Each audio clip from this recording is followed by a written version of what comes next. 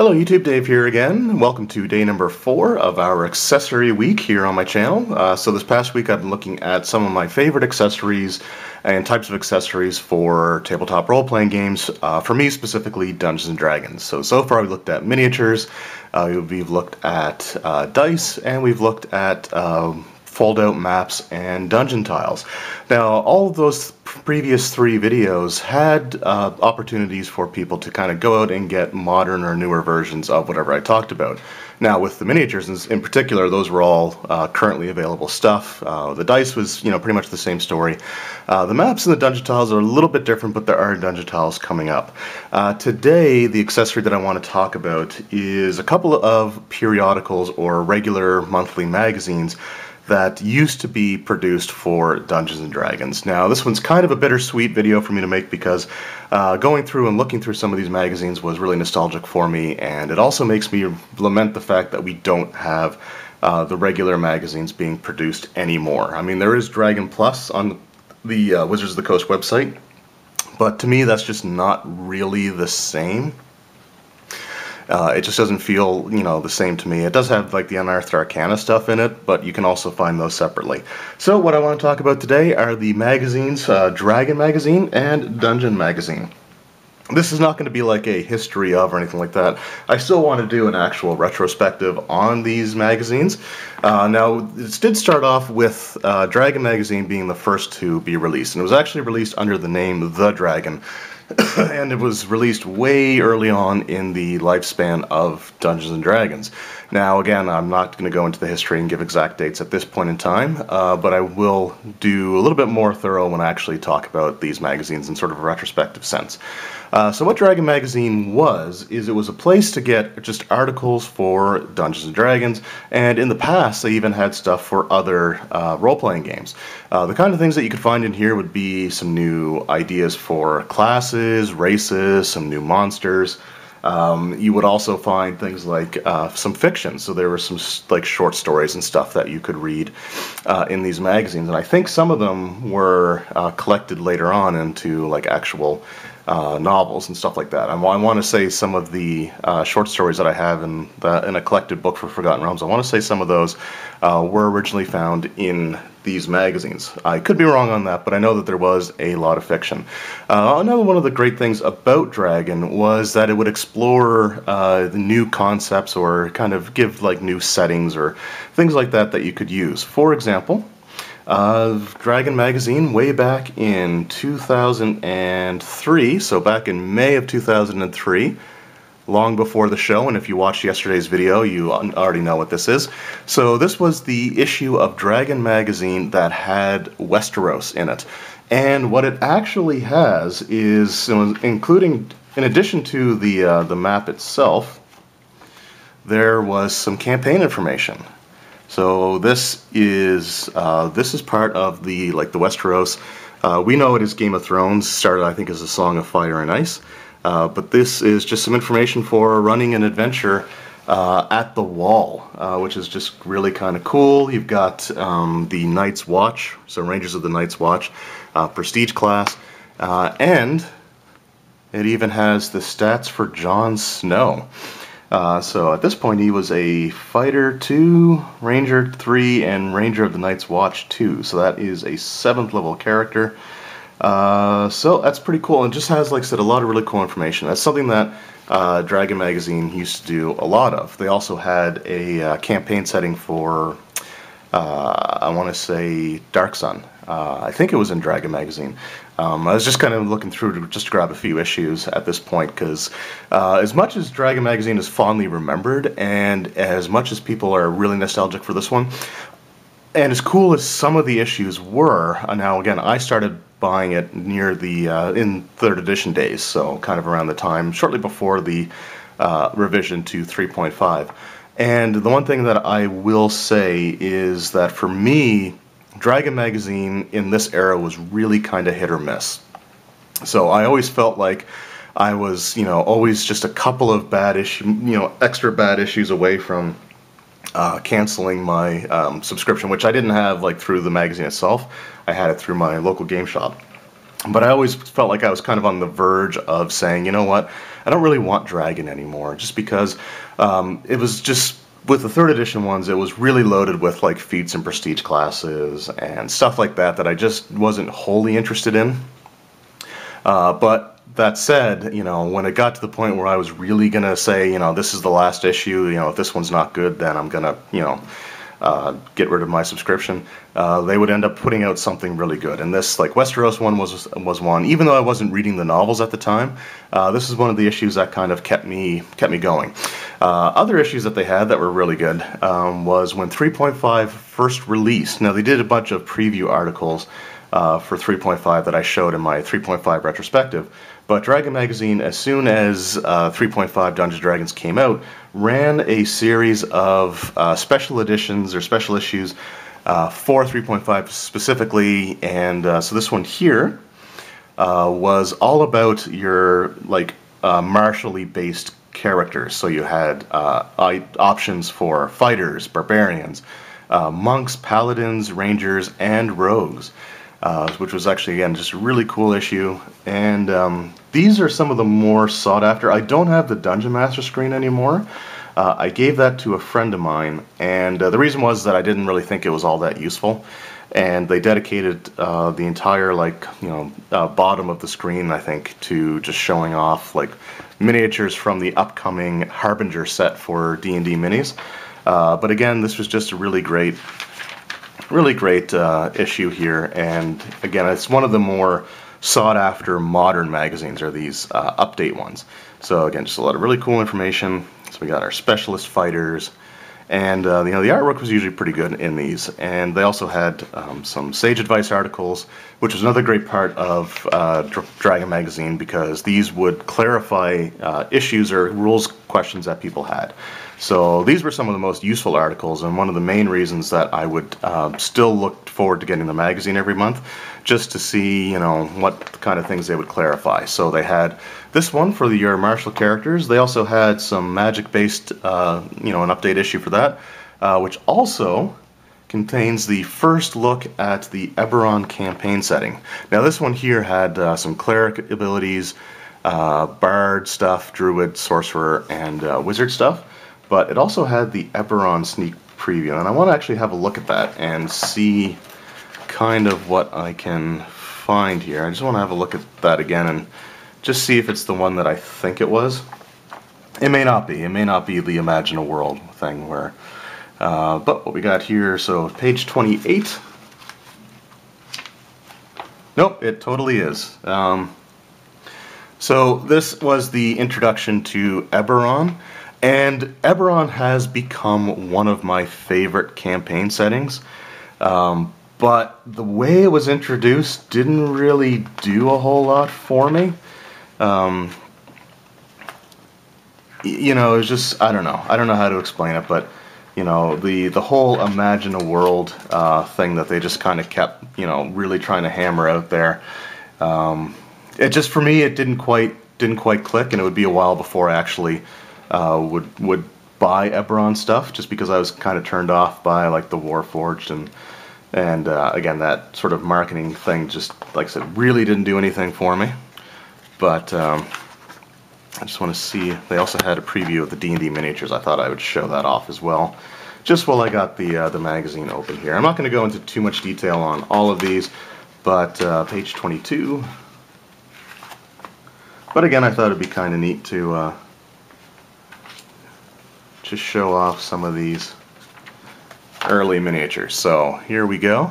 I actually have everything that's on this front page, except, no, sorry, I don't have him, but I do have the Barghast, the Skeletal Dog. I have the Hound Archon, the Kobold, the Human Warrior, the Mind Flayer, although the Mind Flayer is purple in the actual game and not painted nearly as well, and the Orc. I also have the Owlbear, I have the Elf Ranger, the Drow Cleric, I have the Dwarf Warrior. So I have all those ones too, actually. The Wild Elf Ranger, I think it was, or Wild Elf Archer. Orc Warrior. That was the Human Wanderer, I believe. So that was actually a human character, and we got a Halfling there. So yeah, so this was, again, just another great issue. Then they had the final of the update series, which was sort of like anti-hero stuff. So you had like anti-paladins, assassins, evil enchanters, and necromancers. So they actually had some evil characters in there. This is the weakest of the three, truth be told, but it's still, you know, overall a decent issue. Another one of the things that I really, really loved that they started doing, it was an annual thing starting in January. And I want to say this is probably something that started back in 2003, but they had, every January, they would have campaign classics. So what this was is just some information for each of the old classic campaign settings. So they had like some abilities for, like they had Castle Ravenloft, Defiler magic if you wanted to have a Dark Sun style campaign. There's Draconian PCs, the Shahir class from Al-Qadim, and Exiled Factions from Planescape, but they also touched on like Greyhawk, Forgotten Realms, Ghostwalk, which I completely forgot about back in 3.0, which is something that I actually want to pick up now. I didn't know about it until after it was sort of out of print and hard to find, but Karatura, Hollow World, Red Steel, which I actually have the box sets for, Birthright, Mystara, and Maztica. So these issues were absolutely fantastic. I mean, there's some stuff for Blackmore. So this was, again, one of the issues that it kept me looking forward to stuff for Dragon Magazine. They also had, this was another one that they had done. This was a couple years later. This was actually the last year that the magazine was in print. So they had another Campaign Classics. They had the Isle of Dread. Now, one thing I also should say is, I think it was in 2005, 2004, 2005, Paizo Publishing, or Paizo Publishing, however you want to pronounce it, because these were the guys that had the contract to do these magazines, starting with, I think, around the time of 3rd edition. They actually reformatted these magazines quite a bit. So initially Dragon had sort of was just a catch-all. It had basically any type of article you could imagine. When they did the reformatting, they decided to split the focus and have Dragon Magazine be primarily a magazine for players, presenting new player options like prestige classes, racial features, feats, you know, things like that. And Dungeon Magazine would have all the articles about stuff that would pertain to the Dungeon Master, which they used to have in here. They'd have what was called like DM's Toolbox or DM's Craft or something like that, that they would have articles for. So they've moved that all over to Dungeon. But this was just another of the Arcane Classics, or not Arcane, but Campaign Classics. Now, another really cool thing about these magazines had to be the comics.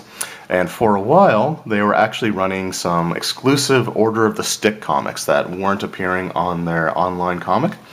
They did do a compilation of all these comic strips in a book that you can get from the Giant in the Playground website.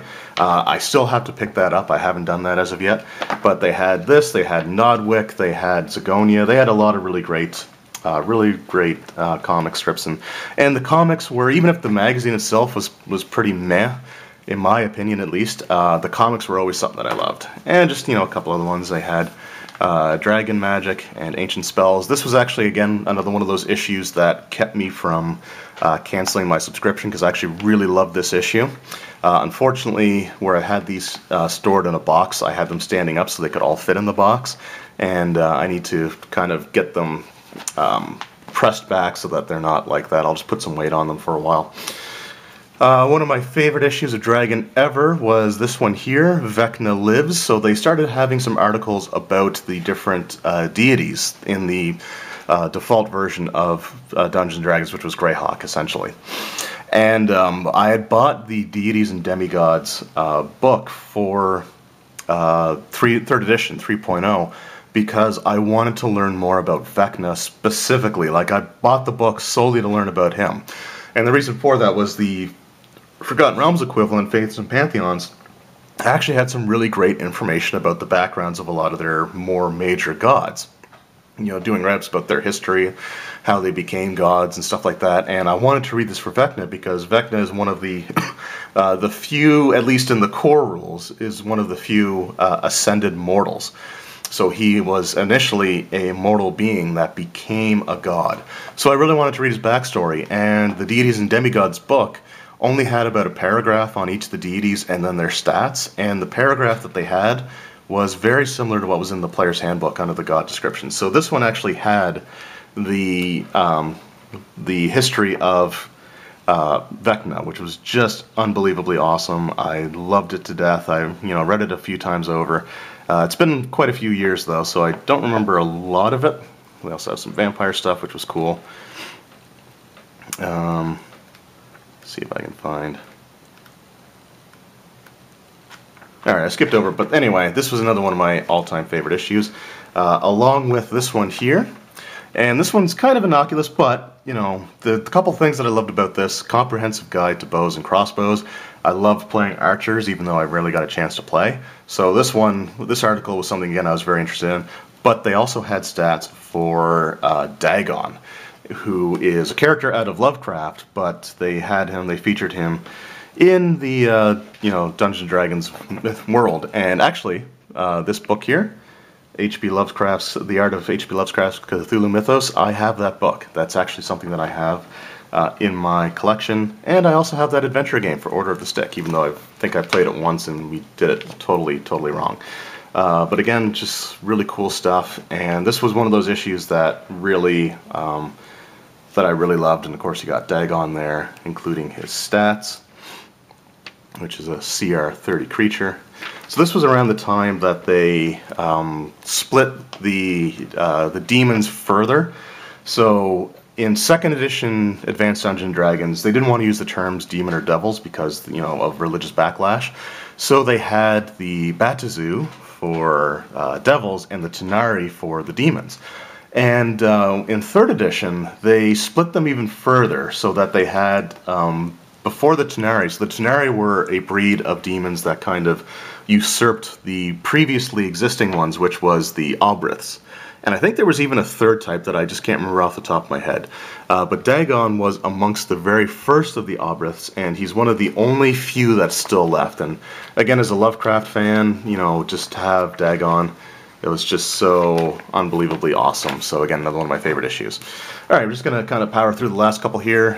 So we got Dragon Magazine, and this one here was another one that I really liked. So this was All Hail Demogorgon. This was one of the last issues, I believe, to come out, so issue 357. And I just have the last one here, which was 359. So there's only one more after this, but what was really great about this one in particular is for 3.5, if you bought the Fiendish Codexes, you had like the stats for the Demon Lords, and they were kind of low in their challenge ratings. Like they were in the 20s, like the low 20s.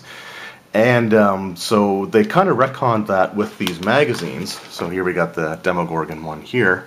And this was also one of the first depictions of Demogorgon where he didn't have like the long necks, and he just had like the heads coming out directly out of the torso. But they corrected that, and they said basically that the stats that were provided in the Fiendish Codexes were more or less considered to be along the lines of aspects, or just like a weaker version of themselves that they may encounter. But this one actually has and they even actually mentioned a little bit of the stats here. But this kind of presents him in his full glory. So this is now a challenge rating 33, which was really high back then. And of course we got the last issue. So I actually spent a lot more time talking about Dragon than I thought I would. So this is going to be a longer video. I apologize. But what I want to talk about now is Dungeon Magazine. And Dungeon Magazine was something that I never wavered on. I loved that magazine from the very first issue that I ever picked up. Right up until they discontinued it, and when they discontinued the print versions, it just really kind of made me sad. But anyway, so I just got a few issues here that I want to show off. Now, early on, when Paizo, again, however you want to pronounce it, I always pronounced it Paizo because it was P-A. But anyway, so when they first got these issues, or these magazines, they actually, like, Dungeon Magazine was not very successful. It was a pretty weak magazine on its own. So they also inherited the Polyhedron Magazine, which was the RPGA periodical. Now these actually initially only came out bi-monthly, so they weren't monthly like Dragon Magazine was. That did change in 2003, actually, I think it was, because this is one of the ones that, after it became a monthly publication. But what Polyhedron had is some updates and some news about, stuff involving the RPGA, but they would also have some mini games or like mini setting type of things. So they have like the Iron Lords of Jupiter, which is sort of more of a kind of like a sci-fi post-apocalyptic thing. And they also had their adventures, and that was what Dungeon Magazine was all about initially, was having just a bunch of adventures. Now, there was a period of time where, when they first went monthly, they had a 100-page magazine, and they would split it 60-40, and they would alternate. So 1 month, Polyhedron would have 60 pages, which is where they would have like an actual D20 mini game, they would call it. So it would be something completely different with its own new, unique rule set, and the adventures in Dungeon Magazine would be, they would limit it. So like this is one of those ones where we had the settings, or the D20 mini games, because this was the 60-page component, and then the 40-page for the first little while was dedicated to just one massive adventure. So they would have like one big adventure, and then the 60-page Polyhedron, and then when they flipped it and had 60 pages for Dungeon, they would have multiple adventures.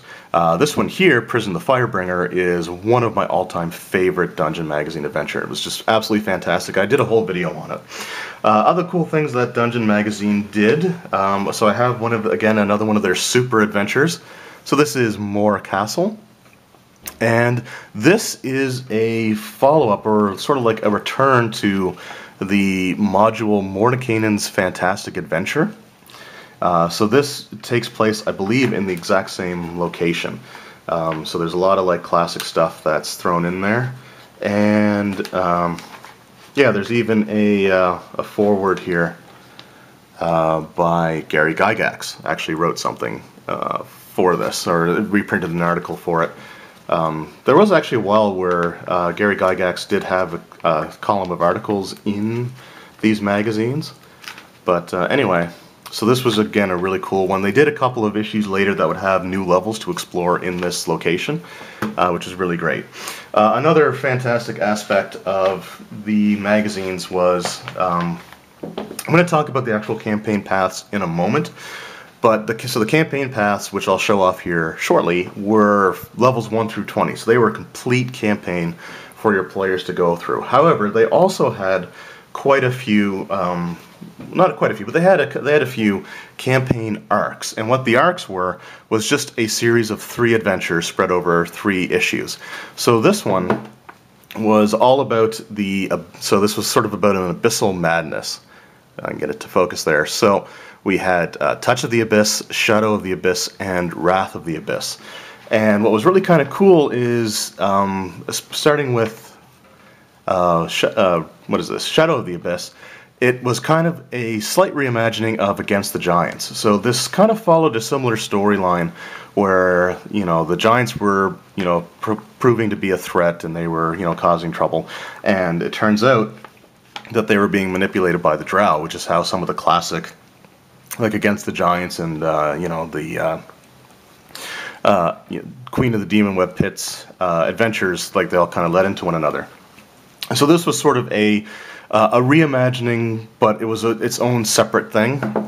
So it wasn't like the exact same. It wasn't an exact retelling, but it was inspired by those events, and it was just really cool arc, and something that I actually want to run one of these days. And another reason why I loved these magazines. And one of the things that they did have initially was they just had a smattering of adventures, and there was no real rhyme or reason to how they had it formatted. They also had some things that were called just side treks, which were short, like 1 or 2, 3, maybe 4 encounter adventures, but they were meant to be just over a couple of pages and really short. When they did the reformatting, or actually I think they did a soft reformat at one point when they dropped Polyhedron Magazine.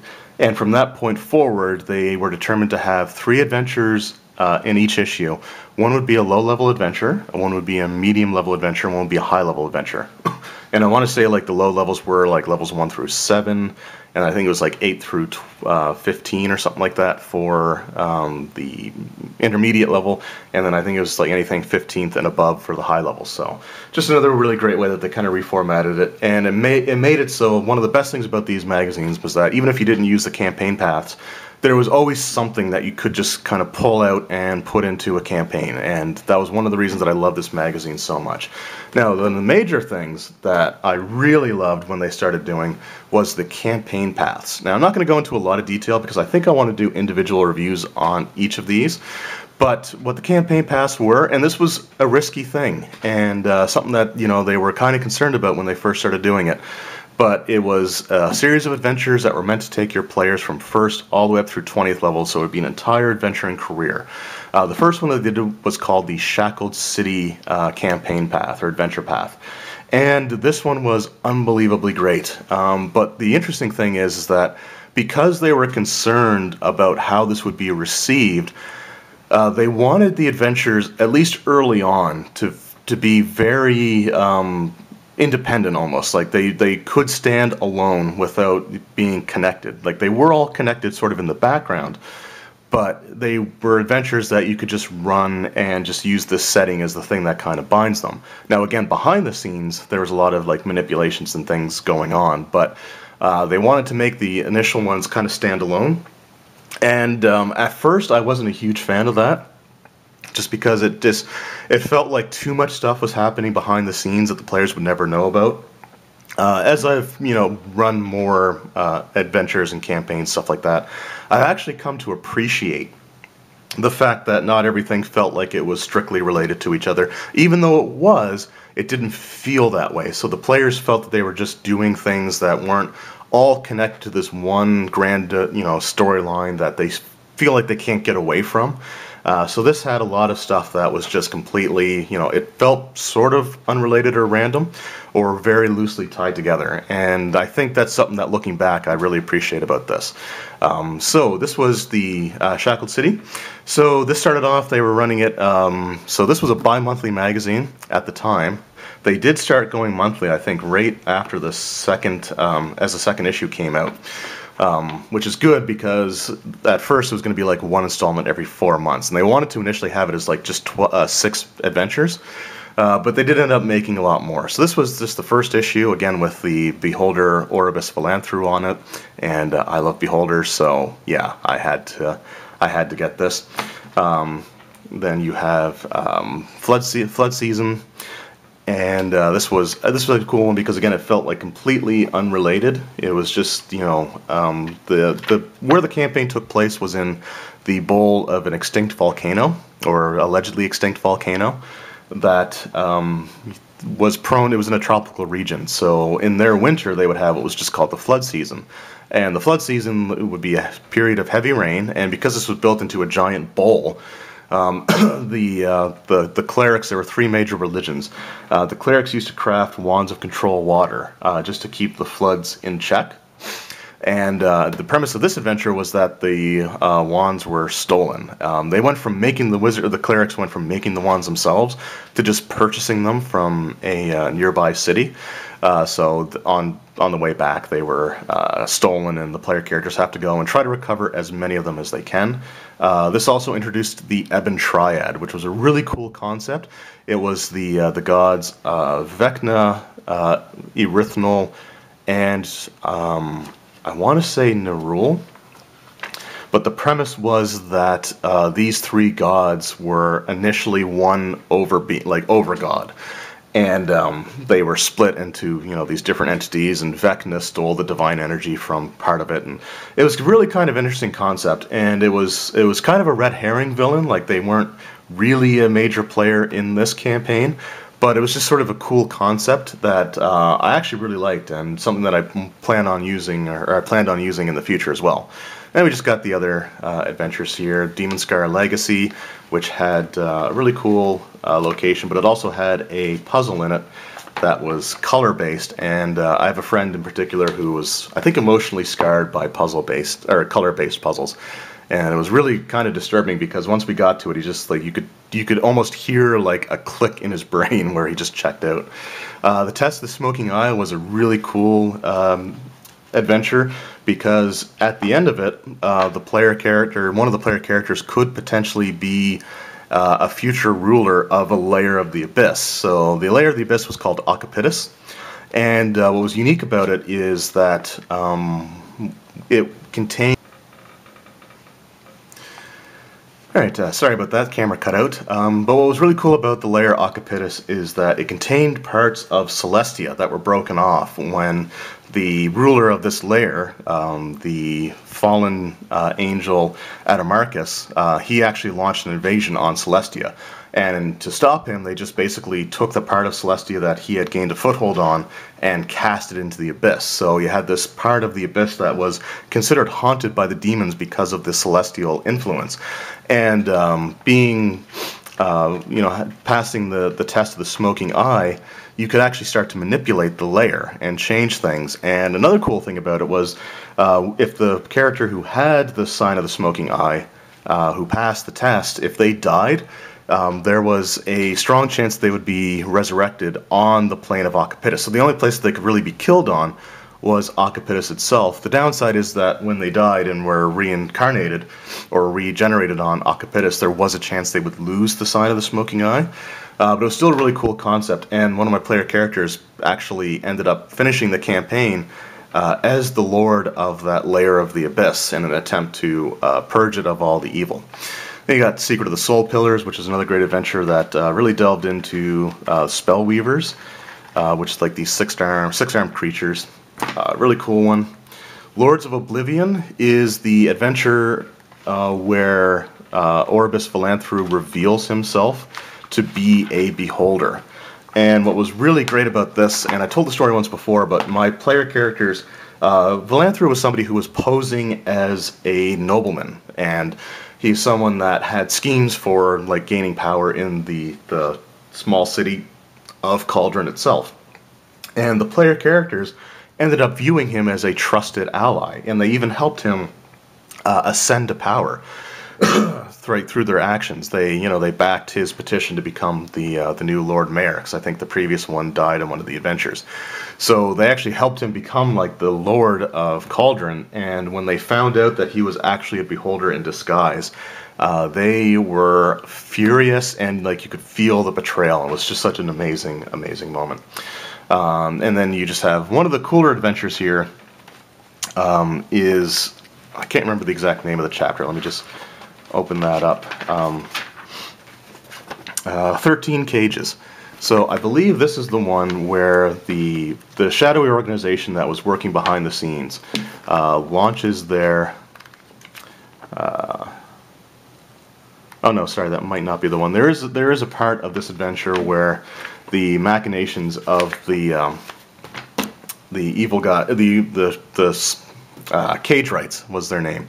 They actually start a ritual that causes the city to start crumbling, and threatens to have the volcano actually erupt. And the player characters, there's a few things that they can do to help the citizens, make people, save as many people as they can before they actually descend into the volcano itself, to finish off, like to stop the plans of these evil individuals and stop the volcano from erupting, which is something that the player characters did end up doing in the campaign. But it was, again, just a really cool moment to have the ability to kind of go through and do that for the city.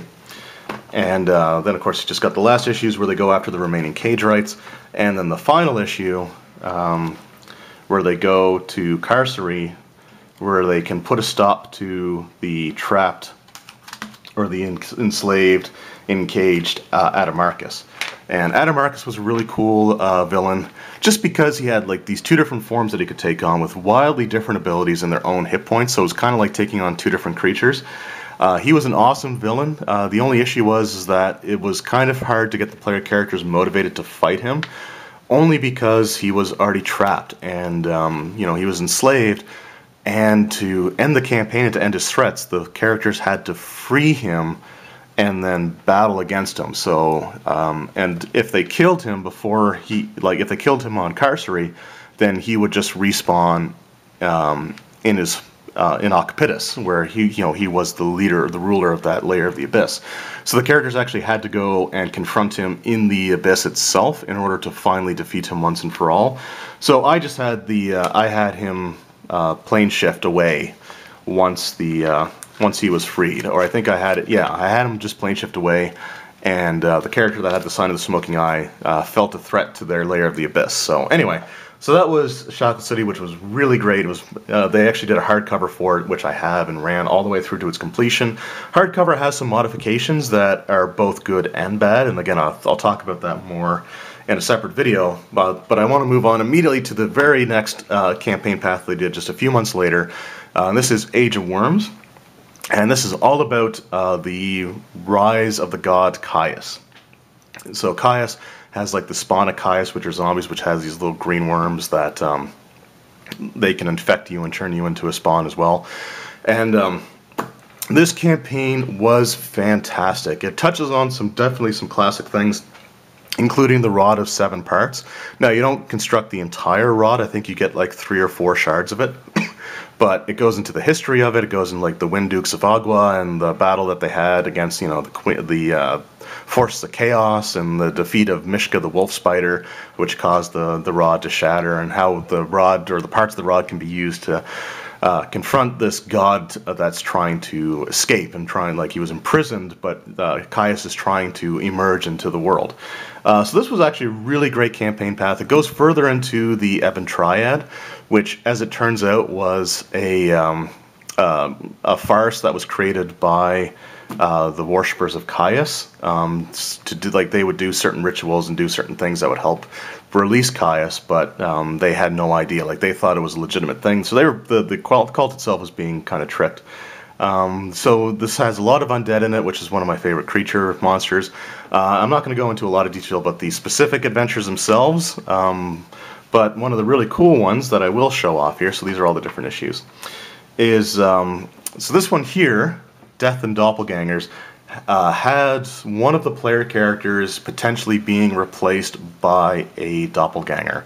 And I had the player that I chose to be replaced was all too willing to do it, which is kind of disturbing, I guess, when you think about it. But again, it was just a really cool moment when they discovered that he was actually a doppelganger, and they rescued the actual player character who had been captured when the players made their way to the city of Greyhawk, which is where this takes place in. So again, just a really cool adventure. And another awesome one was this gladiatorial games, where the player characters can actually enter as a team of gladiators and trying to discover what the cult of Caius was up to, because they were involving themselves in the game itself. And I believe this was in this takes place in Greyhawk, but I guess they couldn't use the phrase Greyhawk, so they just kept referring to it as the Free City. As time would go on, they would just start referring to things specifically by their Greyhawk names, but they kind of skirted around it for a little while. Anyway, this is another really cool adventure, just because it lets the player characters actually act as gladiators and go through the games. So some other ones here, they fight some black dragons. Black Dragon is one of my favorites, so yeah, it's always like that cover. But the really cool thing, and the thing that I like the most about it, so this is the issue where you find out that the Ebon Triad was just a creation of the cult of Caius, which was actually a really cool adventure as well. But the one that I love the most is the fact that, so one of Caius's greatest allies and most powerful allies is the Dracolich Dragotha. So Dragotha is someone who was referenced way back in White Plume Mountain. And I just want to see if it shows. Yeah. So this was on a map that showed, where White Plume Mountain was. And it just says, beyond the lair of Dragotha, the undead dragon, where fabulous riches and hideous death awaits. So this is basically the very first Dracolich. Now, he wasn't in the adventure. It was just a note that was put there. But it really captured people's imagination. And Dragotha was just an amazing villain. It was a fantastic fight. It was an epic fight, and I think a couple players had to be resurrected after it, which was really cool. But again, just one of my favorites. And of course, the final climactic battle with the god Caius himself. Now, what was interesting is the player characters had the ability, because earlier in the campaign, much earlier actually, they found a deactivated talisman of the sphere. And they go to this island to learn like the secrets of Caius or not Caius. They learn the secrets of Dragotha and where his phylactery was, so that they could have him destroyed once and for all. And they actually do like a time travel thing, which was really cool. Now the characters all died horribly. The encounter was brutal, but they didn't die in reality. They just, like, once they were defeated, they came back to the real world, and it was meant to show how serious things could be. But after they did that, their Talisman of the Sphere worked. So they had the ability, because they knew of the legend of the Tomb of Horrors, so they had the ability to, somebody who was familiar with the tomb was willing to teleport them to the Green Devil Face. And just basically they could use the Talisman of the Sphere to get the Sphere of Annihilation, which they took with them. And when the battle came, everyone forgot that they had the Sphere of Annihilation, which would have instantly destroyed one of Caius's most powerful artifacts. And it would have destroyed the sphere itself, but it was a way that they could have actually made the fight a lot easier, and they forgot that they had it. They just, they went through all the trouble of getting it, and using, gate spells to planar gate or planar travel to get back to where Caius was going to be resurrected. And they forgot to use the sphere throughout the entire fight. They just completely forgot about it until it was done. But anyway, it was a really cool campaign. And again, to wrap everything up, had each of the characters kind of go on to do something great. And one of the characters, who was like a half-orc barbarian, ended up becoming the leader of a city, or a small city. Actually, the city, I think, where the final encounter took place, he actually ended up becoming the lord of it, which is really cool. So that was the second campaign path. I like that one quite a bit. The one issue that I will say that it does have is it really does feel like everything it's really tightly connected now. So unlike the first one, where they were wanting to keep things as loose as possible so that they could stand on their own, these ones were really interconnected, and it just felt like that was all the player characters ever did. It was also the last one of the campaign paths that I got to run, but there was one more, and that was the Savage Tide adventure. So this one has more like pirates and swashbuckling stuff in it. It features the Isle of Dread, and I'm not going to go into a lot of detail because I never actually ran it. But the premise of it is that Demogorgon, the Prince of Demons, has concocted a way to split his two personalities into their own separate bodies. And it's by unleashing this wave of chaotic energy that can mutate creatures, and he wants to basically take over the prime material plane with it. And the characters have to go through and kind of stop him, and ultimately they end up confronting Demogorgon at the campaign's end.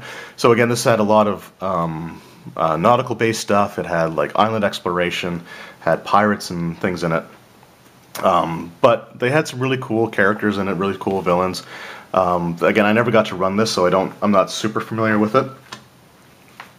And of course, the final issue of Dungeon Magazine is the issue where the characters confront Demogorgon. So the great thing about the relationship between Wizards of the Coast and Paizo at the time was that the contract to do these magazines actually expired, or was set to expire a few issues before they would have been able to finish their Savage Tide campaign. So Wizards extended it by, I think it was 4 months or something like that, if I recall correctly, so they could finish up this storyline. And but this was it. This was the last issue to be released of the physical magazine. Now, they would go on to have digital versions during the 4th edition era of D&D, but I don't have any of those. You had to have a paid subscription to get them online, and I just wasn't interested in that at the time. Nowadays there's Dragon Plus, but again, it just doesn't really feel the same.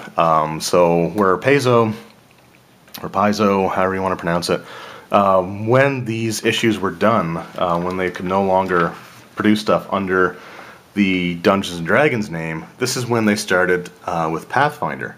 Now, so what Pathfinder was, and so I had somebody mention that in my 4th edition video, retrospective, I had mentioned that Pathfinder released in 2009, which was a year after 4th edition came out.